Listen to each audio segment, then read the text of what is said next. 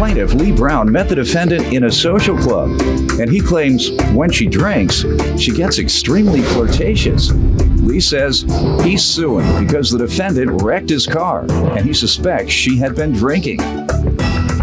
Defendant Althea Williams insists Lee is the one who flirted with her, despite the fact that he's married. Althea admits that she crashed Lee's vehicle, but insists he told her that she didn't have to worry about it. Start with you. Yes, Your Honor. I met the defendant 4 years ago through a social club called Dream Team. When the defendant gets drunk, when she drinks, she gets extremely flirtatious. She dreams? Right. Go ahead. She gets extremely flirtatious, and she can't handle her liquor, which is why we are here today. Did you all date or something? No, we never dated. You're the person that gets flirtatious, not me. All right. What does it matter that she gets flirtatious? What with her? If you all don't have a relationship. We didn't have a relationship. We was social club members. All right. Does she take that flirting any further than flirting in your? Not with me, but I've seen her date a couple. Okay, other she club has members. flirted with you. Yes. Did you give in? No. That's Why? not true. That's not true. I'm married, Your Honor. Oh, okay. Gotcha. Just All say right. that you're married and you don't want to disgrace yourself, but you were the person that were coming on to me. Did you flirt with him? No, sir. Okay. Do you flirt with all the guys at the club? No, sir, I don't. They all hit on you, don't they? He was a member of a social organization that we're involved in, and I don't believe in mixing business with pleasure. Therefore, I don't date or associate with my members in that manner. Okay, so you do not flirt with them. But Go Your ahead. Honor, the event, November of 2009, my president of my social club asked me to take her home. So I started the car up. It was during the wintertime to warm the car up. And I went back into the club to check on my president, make sure he was okay. When I came back out, First of all, Check that was on your him to make CEO. sure he's okay. he was intoxicated as well. That's a heck of a club. Yeah. He's that's the some CEO. club. CEO of the club. Okay. And when I came back out, my car was gone.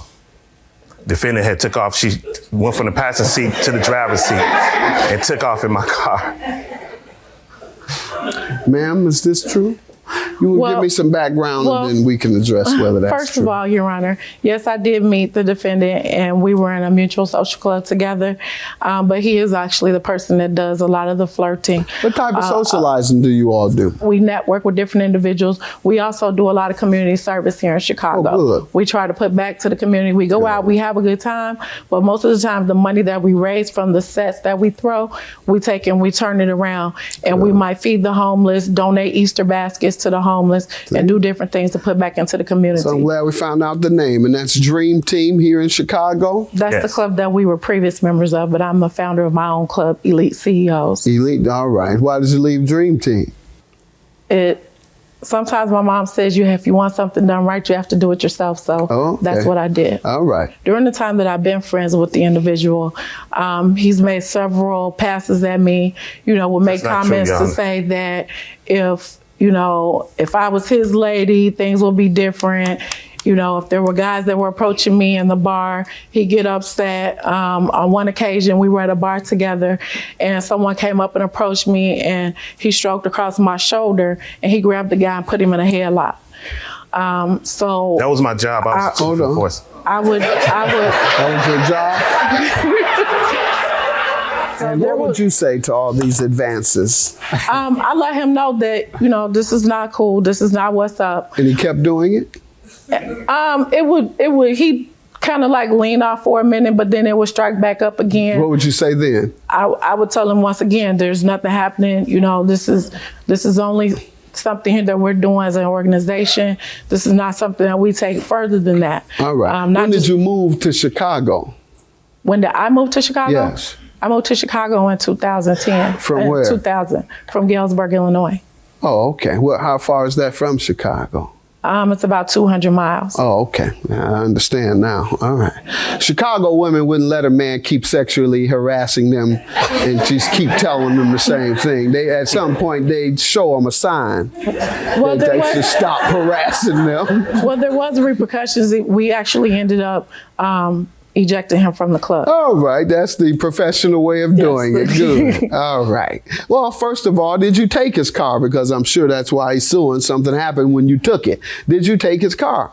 On several occasions, he let me use his car and drive his vehicle. So it wasn't as though I felt I didn't have permission to drive his car. Most of the time, he didn't like to drive because he's had previous problems during driving. So myself, along with another member, would drive his car a lot. Chicago women wouldn't let a man keep sexually harassing them and just keep telling them the same thing. They, at some point, they'd show them a sign that they should stop harassing them. Plaintiff Lee Brown is suing his former friend, who claims Lee flirted with her despite the fact that he's married. We want to know about this specific incident that he's suing you about. He says that you all were in the car. He got out of the car momentarily, and when he returned, you had stolen his car. Well, I was in the car about a half an hour, and I didn't know if he decided to just go ahead and stay on longer in the club, and I had to use the restroom, and the one that was inside the place, it was actually a clubhouse, was not operational. So how many people were there? At that time, it was after hours. How would they use the restroom? I don't know, but it wasn't functioning. Okay. When I went in, so you stole the car to use the restroom? Well, I left to go use the restroom. And where did you go? Well, I didn't make it to where I was on my way to. Car was coming, and I swerved to avoid another car. So you wrecked his car? And went on the curb. Yes, you wrecked his car? Yes, all right. Why didn't you go in and tell him that you had to leave because you had an emergency, or say, when are you coming? Why wouldn't you do that? I was calling his phone and he wasn't answering. I understand all that. Why didn't you walk back in from the parking lot and tell him? I just didn't. I don't have an excuse for that. Okay, good enough. So what you committed was a crime. All right, go ahead, sir. Yes. And she says she wrecked your car. Tell me anything else you want me to know before we get to the amount. I kept calling her. We kept, me and the CEO of the social club, we kept calling her. And then maybe 40 to 30 minutes, she called and said she was in a car accident, just right around the corner from the police station. She was still in the car, Your Honor, when I got to the accident scene. And there was alcohol in the car. So I told her to get out the car. I helped her out. I flagged down a tow truck, had the tow truck drive my car to my house. And she didn't get a DUI. She didn't get arrested or anything. Why? Because she was a club member. I didn't want that to happen to her. Oh, so you covered for her? I didn't cover for her. I just had the car, drove from the accident scene to my house. And then she was in the car. She was crying. Okay, but she was pleading. Drunk driving, in your opinion? She had liquor in the car? She had a little bit too much to drink. All right. To take off in my car, in my opinion. I disagree with that. I wasn't drunk. I actually was just tired. It was after hours. That's enough. That's enough. She was apologizing, and she said that she would pay for my car. How much was the estimate? The estimate is $3,178. Let's see it. All right, ma'am, let me hear from you on paying.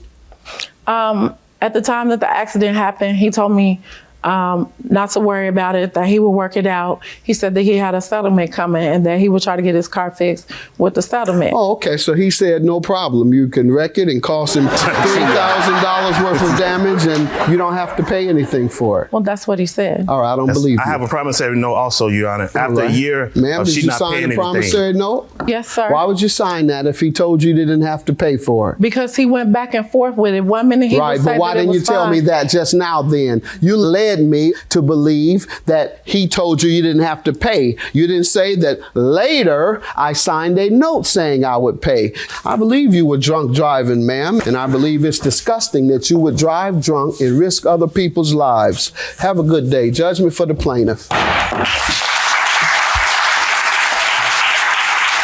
I wasn't flirting with you. I was protecting you. My job was a chief enforcer, so. Right, but there was so many times that you told me that the situation would be different if I was your woman. You misunderstood not to worry me. about it. I can't believe that you said I was drunk like that, because you know I never get drunk. But it is what it is. Your car was wrecked, so I mean, I don't have no bad feelings about it. I don't have any bad feelings about this.